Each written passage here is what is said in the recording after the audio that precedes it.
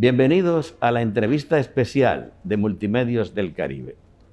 Hoy nos acompaña Lisandro Macarrulla, ministro de la Presidencia. Con él, Camel Curi Lora, viceministro de Proyectos de Inversión, Jaime González, viceministro de Desarrollo Social, y Amaury Rodríguez, director de Planificación de Prosoli. A mí me acompañan don Héctor Linares y Héctor Marte, subdirector del diario El Caribe y jefe de redacción del mismo diario. Bien, ministro, ¿cómo marcha el gobierno? Una pregunta abierta. Bueno, primero déjame darte las gracias por la invitación después de esa presentación. El gobierno marcha bien, sin dejar de reconocer que el mundo está viviendo un momento estelar, la situación de la crisis a nivel mundial, el precio de los commodities no deja de reflejarse en el país y son situaciones que hemos tenido que manejar, que no son deseadas, pero entendemos que dentro de las circunstancias hemos hecho una buena gestión del Estado Dominicano y el pueblo dominicano se ha beneficiado del efecto de una gestión que se ha hecho tratando de preservar sus intereses lo mejor posible y darle la asistencia en materia de salud, en materia de estabilidad de precios dentro de lo que permiten las circunstancias, haciendo el mejor esfuerzo posible. Señor ministro, es muy evidente el empeño del presidente Abinader en lograr la normalización de la vida dominicana y con ella la generación de empleos. Digamos que la activación económica y los empleos son el foco del presidente Abinader.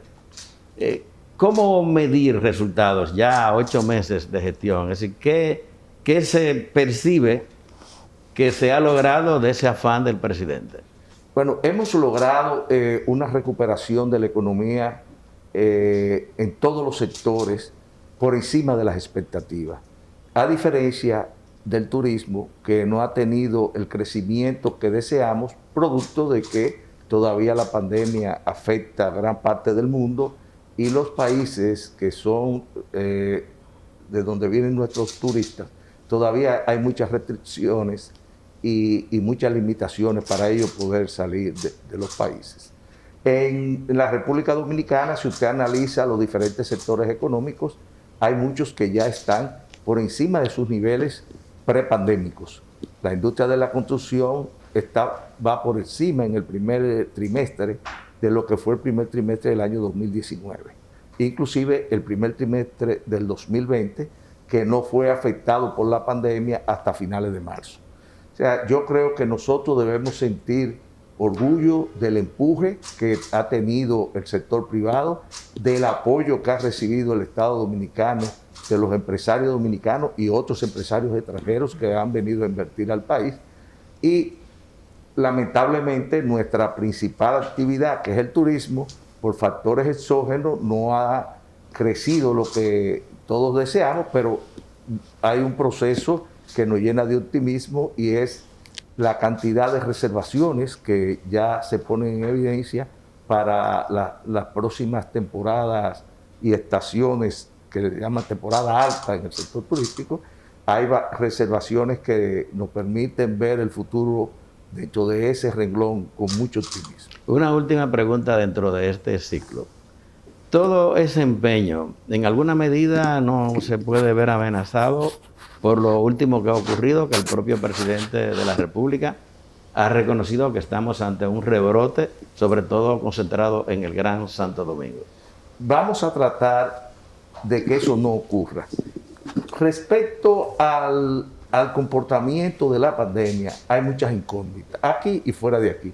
Nosotros entendemos que esta es una situación controlable, estamos tratando de que cada vez más ciudadanos dominicanos se vacunen y también se están ampliando las ofertas de camas COVID y de unidades de cuidados intensivos para hacerle frente a cualquier rebrote. Obviamente, se requiere de un comportamiento de la ciudadanía acorde a las circunstancias y que cada uno guarde las medidas del lugar para tratar de evitar que la pandemia se propague con la velocidad que ha venido creciendo en los últimos días. Nosotros como Estado, le estamos dando todas las condiciones para que nos vacunemos y podamos evitar un rebrote mayor y que afecte otros segmentos que no solamente son la parte de la salud, sino también, como lo hizo anteriormente, la economía del país, la educación y otros renglones que necesariamente se ven impactados por la acción en cadena y el impacto en cadena de la pandemia. Ministro, uno de los roles fundamentales del ministerio que usted encabeza es, en uno de sus ejes, se habla de productividad y empleo. Y una de las metas básicas del gobierno es el empleo. En esas dos variables, ¿qué se ha logrado en lo que va de gestión? Bueno, nosotros diseñamos un esquema en que la industria de la construcción iba a ser el apalancamiento mayor para lograr un incremento de empleo post-pandémico.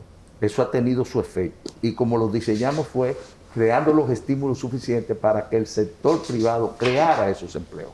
Nosotros tenemos en nuestro programa de gobierno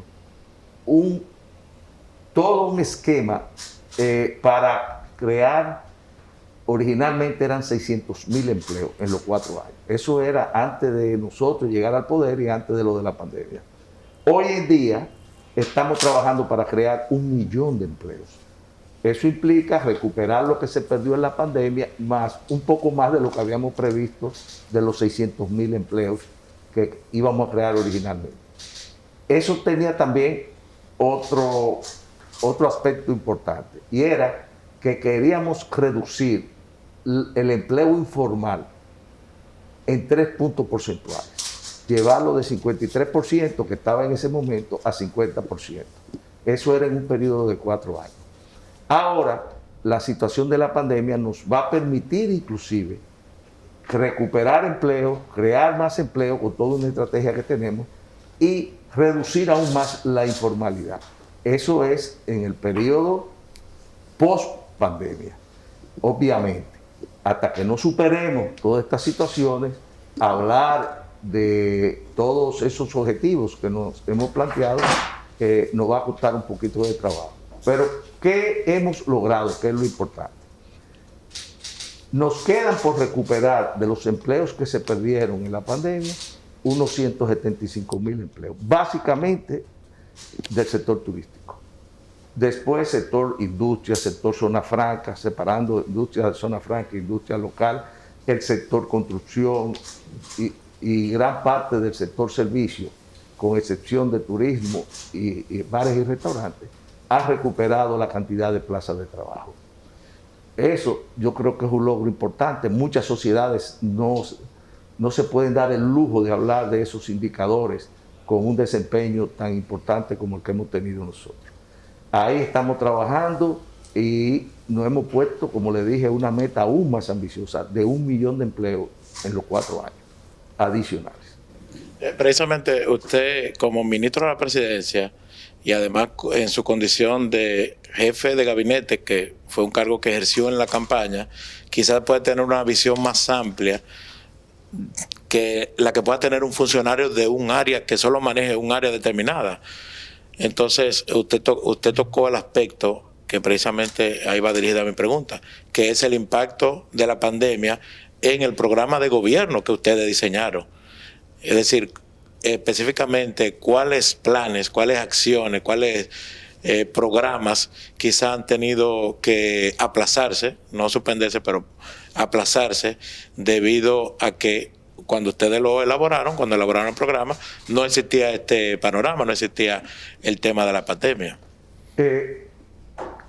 Los programas que más han sido impactados, obviamente el programa de educación, hubo que cambiarlo completamente, pero hemos sido muy exitosos porque logramos crear las condiciones para la conectividad y que muchos de nuestros niños, jóvenes, adolescentes no perdieran la continuidad de su proceso escolar.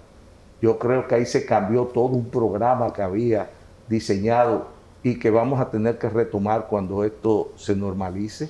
En el mismo aspecto de la salud, nosotros teníamos todo un proyecto para medicina preventiva.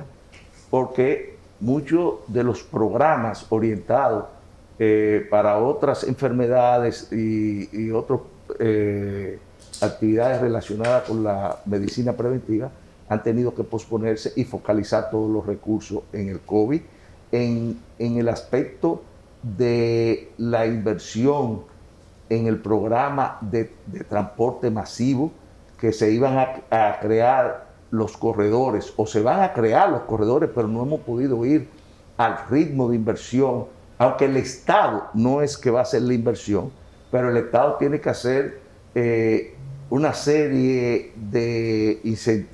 serie de incentivos para que esos inversionistas en el área de transporte masivo hagan las inversiones que no hemos podido implementar. Por ejemplo, cuando usted implementa un corredor de transporte público, que hicimos el plan piloto en la avenida Núñez de Cáceres, hay que invertir en la compra de los vehículos que están operando en ese momento, hay que pensionar a los choferes que tienen más de cierta edad. O sea, ese tipo de cosas hemos tenido que reprogramarla. Por ejemplo, el corredor de la Winston Churchill debió haber empezado este mes y va a empezar en octubre o noviembre, de acuerdo a la nueva programación. Y así otro, la Charles de Gaulle y 2 corredores más en Santiago. Se han pospuesto 4 o 5 meses la implementación de esos programas. En el área, por ejemplo, de agricultura, ahí hemos tenido que hacer ajustes, pero hemos priorizado la producción agrícola y el país está prácticamente sembrado completo, como una forma de contrarrestar, para que sirva para contrarrestar el incremento de los costos producto del aumento de los commodities. Y así podemos ir en materia de obras públicas. Muchos de los proyectos que teníamos diseñados para hacerse con fondos del Estado Dominicano, hemos tenido que ajustarlos y canalizarlo a través de las alianzas público-privadas, porque hay que hacerlo. Lo que no podemos hacerlo es con recursos del Estado, tenemos que usar las alianzas público-privadas.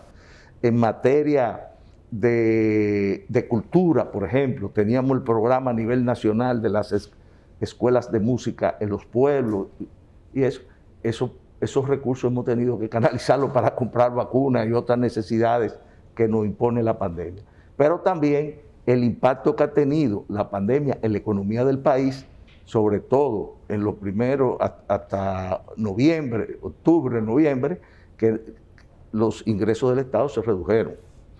Entonces, eso hubo que reprogramar también muchas partidas del presupuesto que estaban orientadas a ciertos programas de asistencia social, que tuvimos que canalizarlo para los programas de asistencia social de Quédate en Casa, FASE. Esos programas que nosotros teníamos diseñados en el programa, dentro de nuestras proyecciones de ejecución programática en el gobierno, estaban orientados para acompañar al ciudadano dominicano a su desarrollo, o sea, incentivo para las madres solteras, para que pudieran ir a la escuela, a la universidad, incorporarse al trabajo.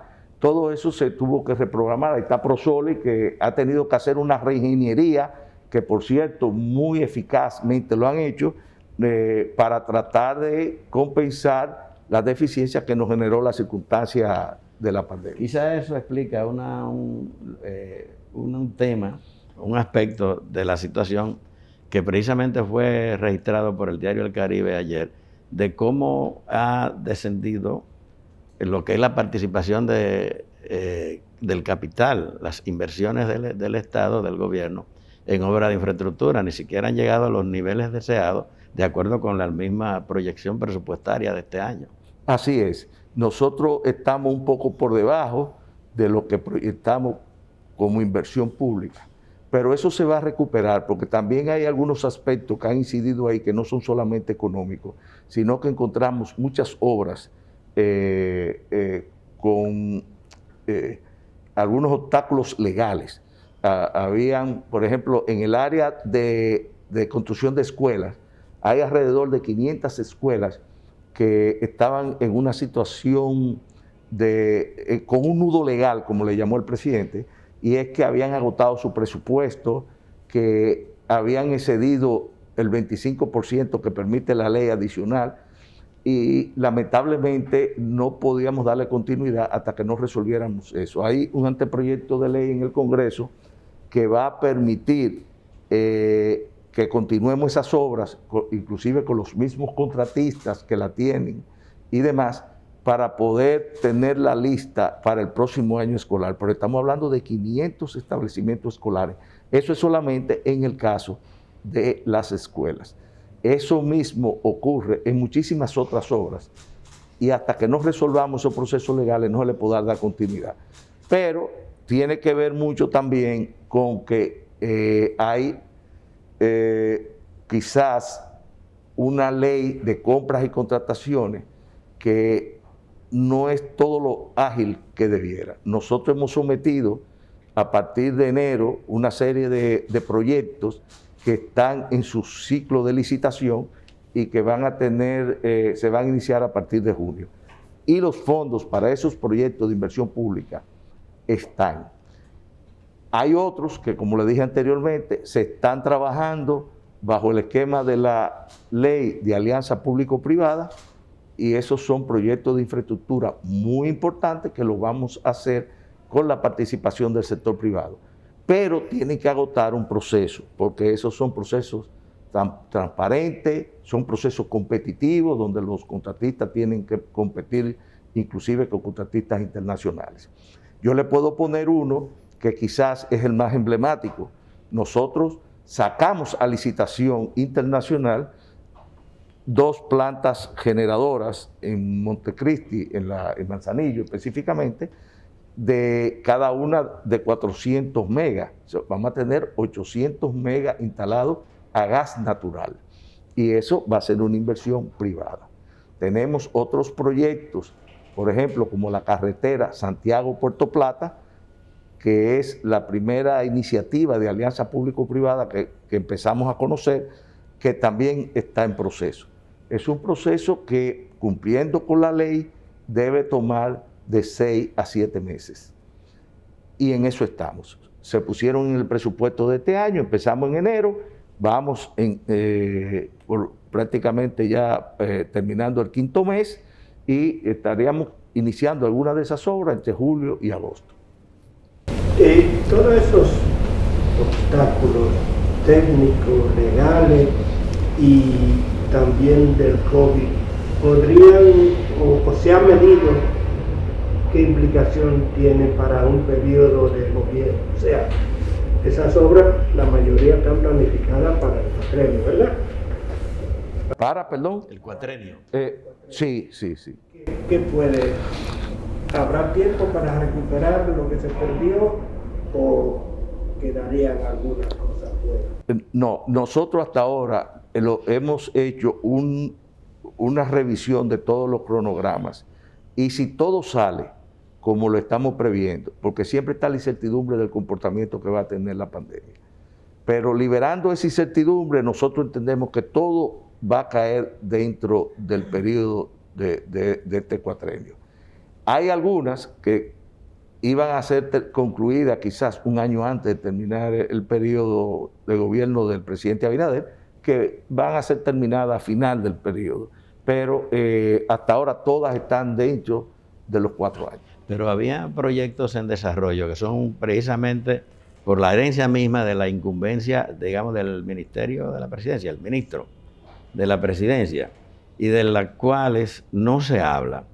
Hay 2 puntuales. Uno, que es el proyecto Ciudad Juan Bosch, que era, digamos, bajo el gobierno, la gobernanza del ministro Montalvo, y el proyecto similar de Santiago, que no se llegó a dar ni, yo creo, bueno, el Picasso inicial, se anunció.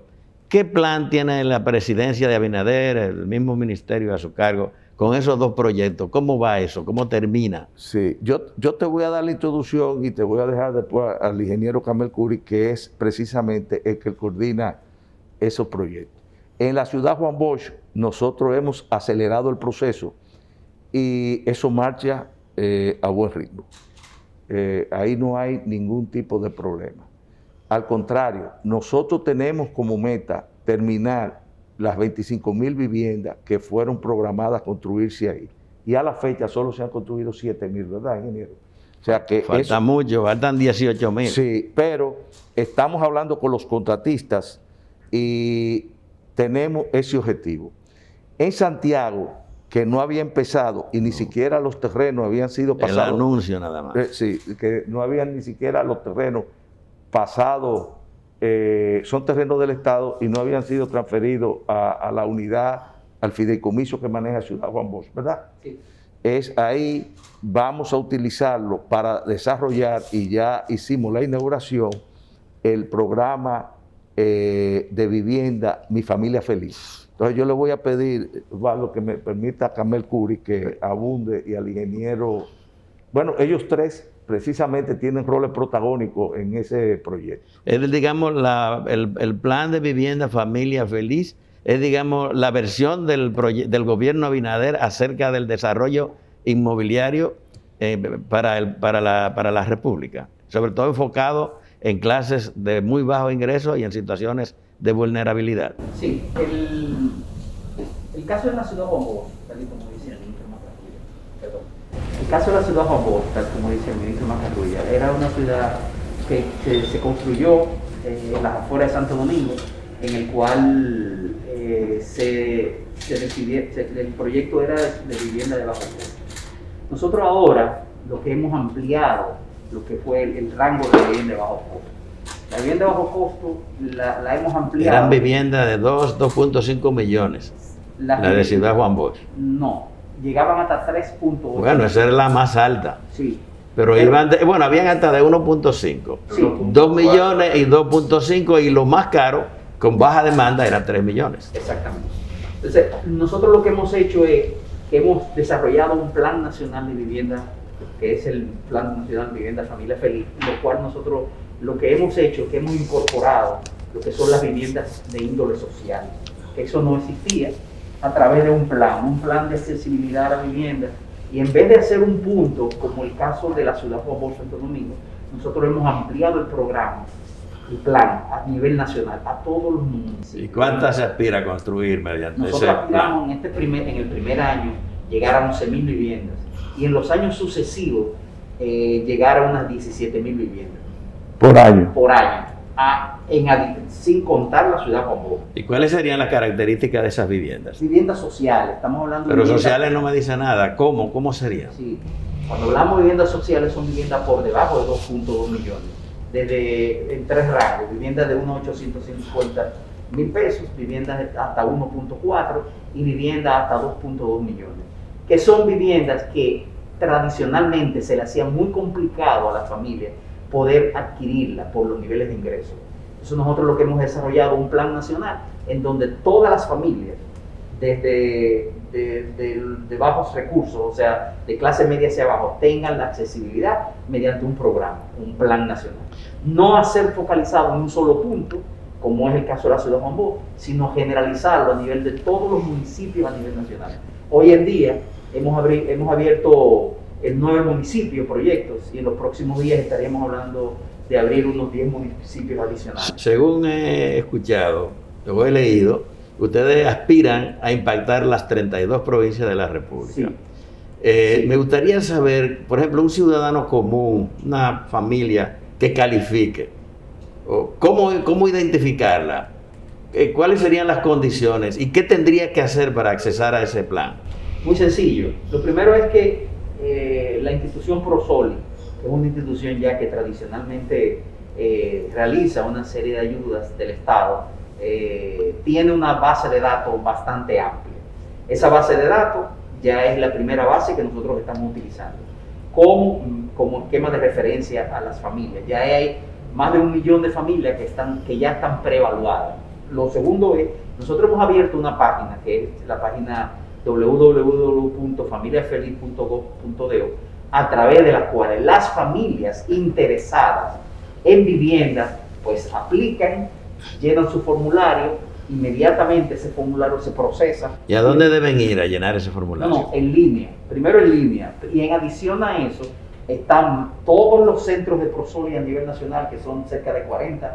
De 41. Prosoli es el programa de solidaridad, Prosoli. Que tienen oficinas que le da asistencia. En adición a eso también tenemos oficinas de las oficinas de la OPTIC. A través de esa oficina también le dan una asistencia personalizada. Y en adición a eso, también tenemos una asistencia constante a través de asterisco 462, que directamente también le dan una asistencia directa a las familias para llenar esos formularios. Esos formularios se reciben, lo procesa Prosoli, cruza la base de datos con la base de datos que tiene Prosoli.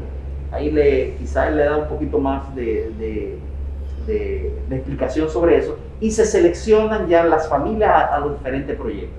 La intención de nosotros es las familias que estén en un municipio tengan opción de tener un proyecto en el mismo municipio donde vive, que son de las condiciones básicas que los mismos sectores sociales han dicho, que no movilicemos familias dentro de las áreas de donde viven. O sea, las familias que viven fuera de las áreas, que no salgan del área. Que no salgan del área, que no la movilicemos, porque lo que hacemos es, con este proyecto, aparte de nosotros dar las facilidades para el acceso a la vivienda, nosotros lo que hacemos es una renovación urbana.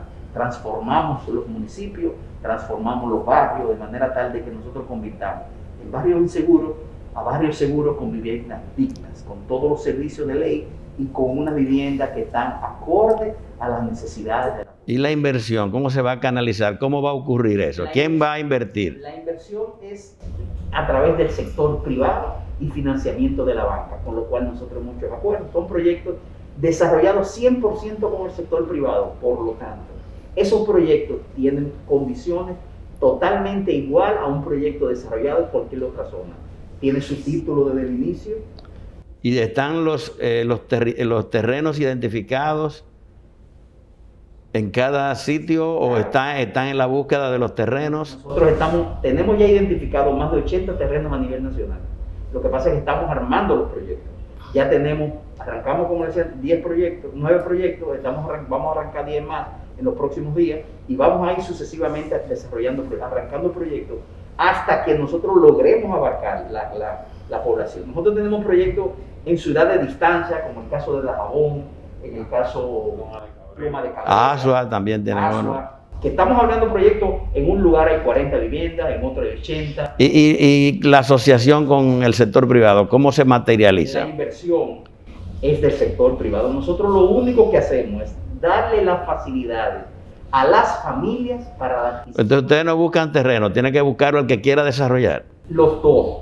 Nosotros, los desarrolladores traen sus proyectos armados y simplemente con las características, porque nosotros tenemos unos términos de referencia, ellos se adaptan a esos términos de referencia, no hacen las propuestas, nosotros las evaluamos y luego de procesar ese proyecto y evaluarlo, nosotros le damos ingresos.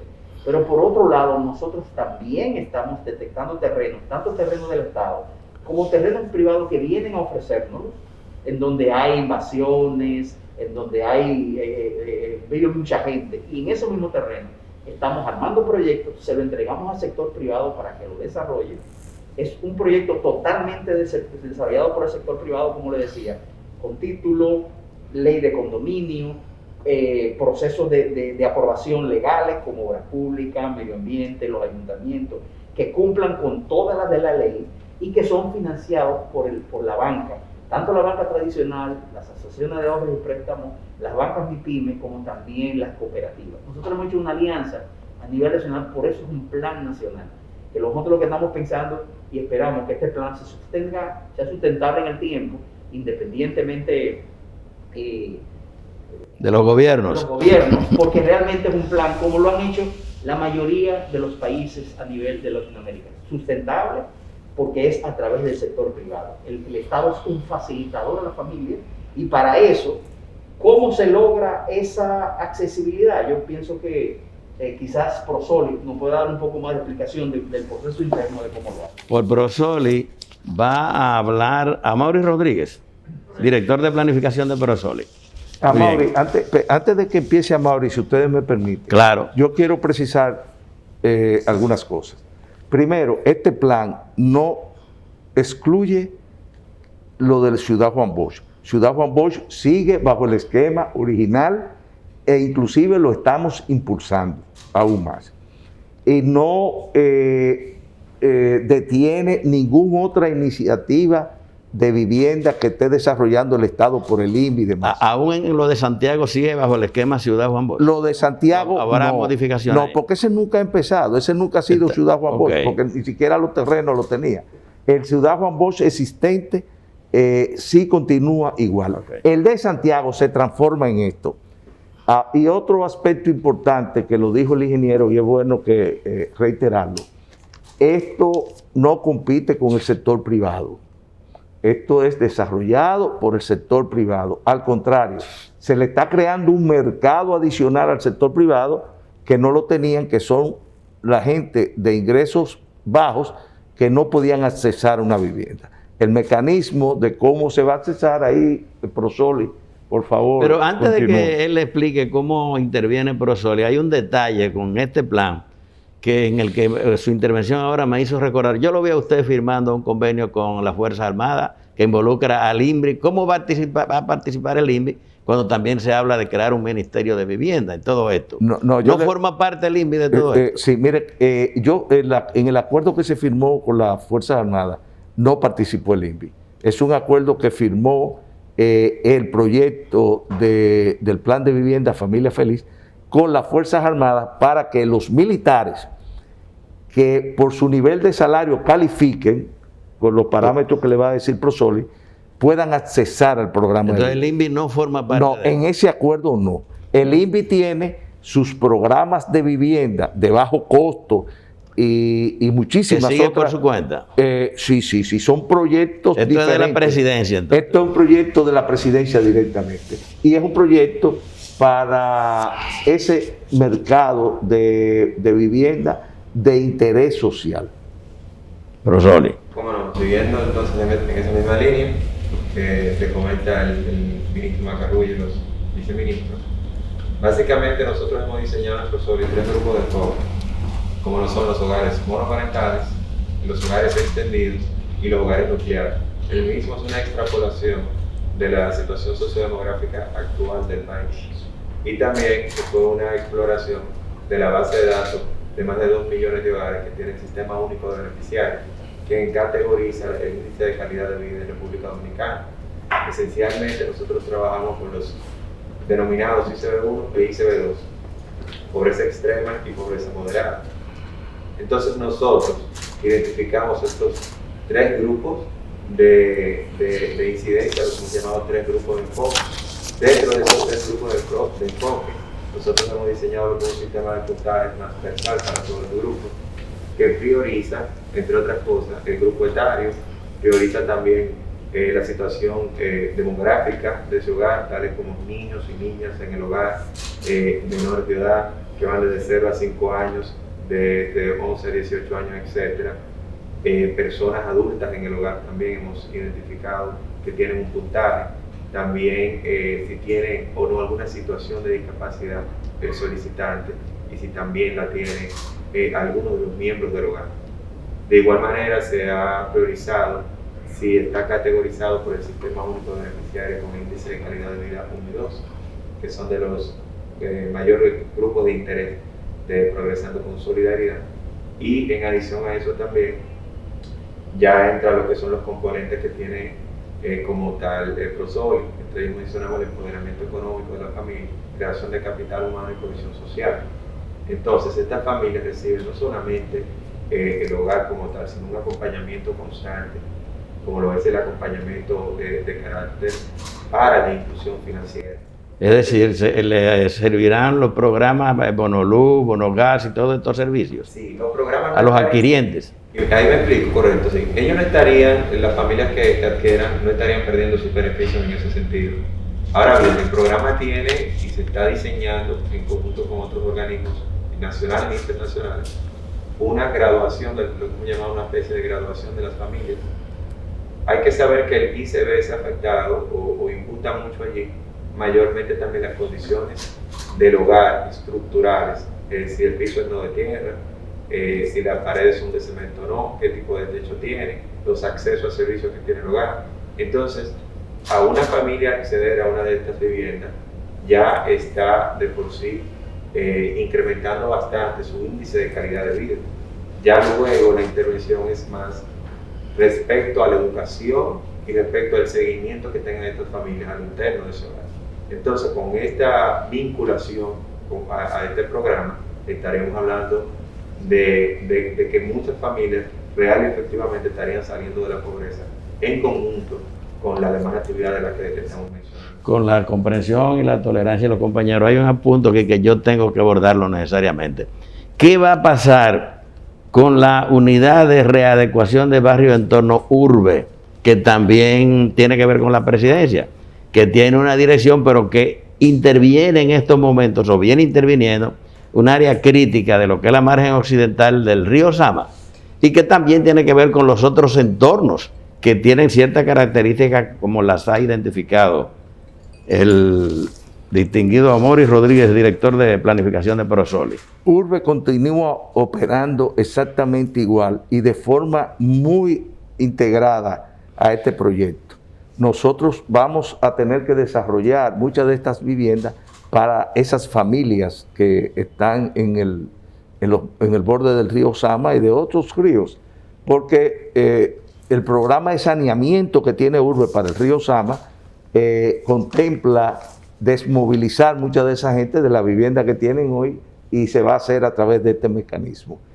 Urbe, que es otra dependencia de la Presidencia de la República, ha sido parte integral de todo el proceso que hemos vivido.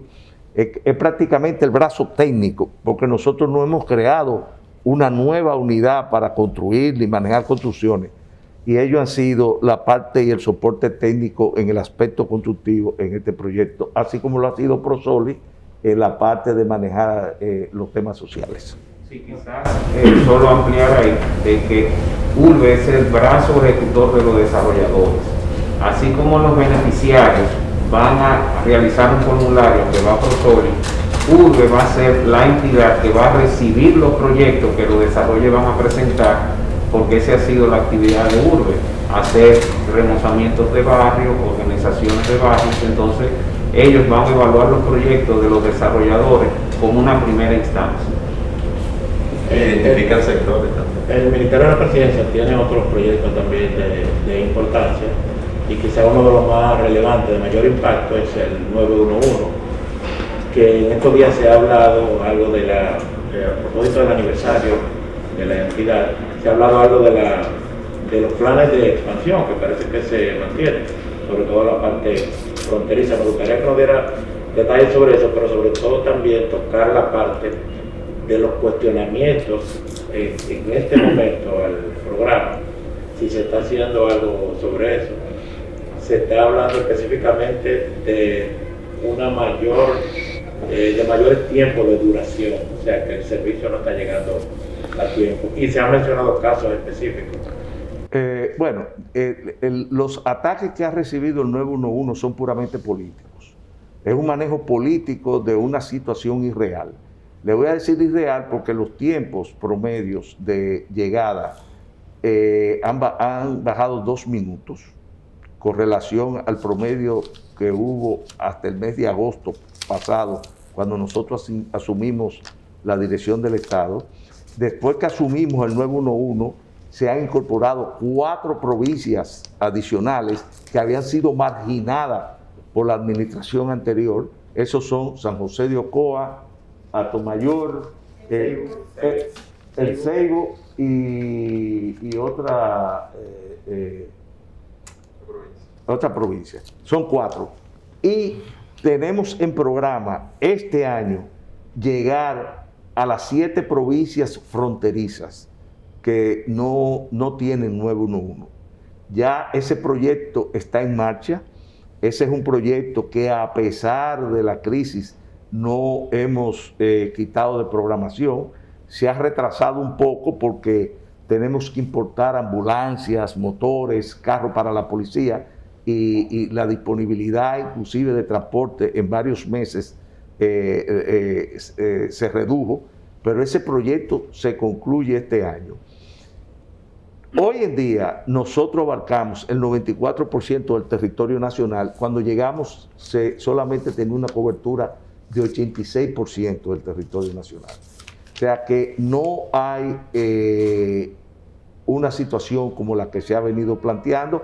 Eso está documentado. El 911 tiene todos los registros de cada una de las llamadas y de los servicios que ha prestado desde que empezó. Obviamente, por ejemplo, la asistencia de la policía en muchos casos no es todo lo eficiente que era en ocasiones anteriores, porque la policía estuvo muy integrada al trabajo de la pandemia y es probable que en algún momento dado, con el tema de la policía particularmente, haya habido alguna deficiencia marcada en el retraso del servicio, pero son casos muy puntuales.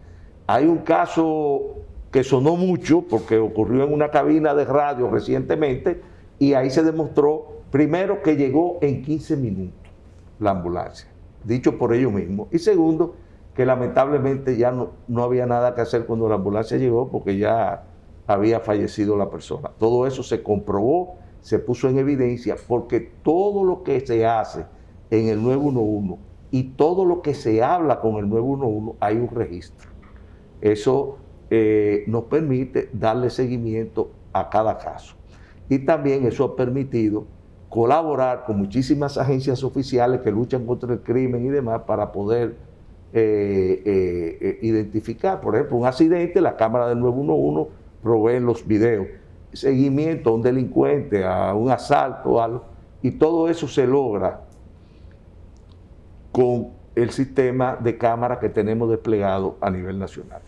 Pero lo más importante es que el promedio ha disminuido 2 minutos. Pero aparte de eso, nosotros en este momento acabamos de lanzar un proceso para adquirir alrededor de 300 nuevas ambulancias. Ese proceso está en curso. Y también el Servicio Nacional de Salud, que es el que maneja el servicio de las ambulancias, lanzó una licitación para rentar ambulancias que la ganó la Cruz Roja. O sea, vamos a tener alrededor de 500 nuevas unidades que van a servir para la ampliación de la zona fronteriza y reforzar los servicios en las provincias donde hoy existe el 911. Bueno, ya que los compañeros no se animan, yo sí le voy a preguntar. La presidencia tiene que ver con el proceso de reestructuración y fusión de algunas entidades públicas, sea bienes nacionales y otras, que fue anunciada del mismo discurso, ¿verdad? Inicial del presidente Abinader. ¿Cómo va eso? ¿Cómo marcha el proceso de fusión? Le puedo decir cómo vamos. Mire, ya no existe el despacho de la primera dama, no existe Procomunidad, que se fusionó con otra unidad y se logró una sinergia y una eficiencia importante. Se disolvió la CDE, que esa era importante, la semana pasada, ya no existe la CDE, y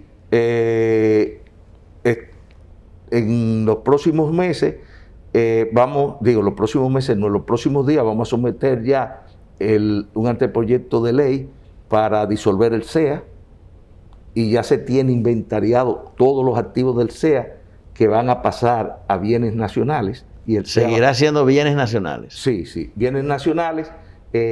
Como dueña de todos los bienes del Estado, va a ser la propietaria de los terrenos del CEA. Eso tiene que ser necesariamente por ley, porque el CEA fue creado por ley. También en los próximos días se va a llevar un anteproyecto de ley para disolver CORDE, y nos quedaría la OISOE. Esos son los 3 grandes que nos quedan: CEA, OISOE y la que manejaba los bienes patrimoniales del Estado. Sí, el FONPER. Ahora le explico FONPER porque es un caso diferente. Pero la OISOE, inmediatamente se ha creado el Ministerio de la Vivienda, se va a disolver la OISOE. Y usted me dirá, ¿por qué no antes? Porque lo que pasa es que la OISOE manejaba obras de infraestructura y de edificaciones. Las obras de infraestructura ya todas fueron pasadas a obras públicas, que tiene que darle continuidad, porque nosotros creemos en la continuidad del Estado. y esas obras, las que tengan mérito para continuar, las vamos a continuar. Todos esos contratos se pasaron a obras públicas. Los contratos... Y los hospitales y los edificios educativos y escuelas. Correcto. Los hospitales y las escuelas, que son edificaciones, van a pasar al Ministerio de la Vivienda y Edificaciones. Eso va a ser digamos, el INVI va a desaparecer y se crea el Ministerio de Vivienda. El Ministerio de la Vivienda y Edificaciones. O sea, así como obra pública no va a ser escuela ni hospitales, solamente infraestructura, el INVI o el Ministerio no va a ser infraestructura. Entonces, todo lo que está manejando OISOE hoy, de hospitales, todo lo que es edificaciones, no infraestructura, va a pasar a ese ministerio. Inmediatamente ese ministerio se ha aprobado, ahí mismo se disuelve la OISOE. O sea que ya nosotros concluimos, si esa ley debe tomarle 2 meses más, ahí nosotros concluimos el proceso de disolver esas instituciones del Estado con el cual nos habíamos comprometido. Ministro, usted me preguntó por FONPER.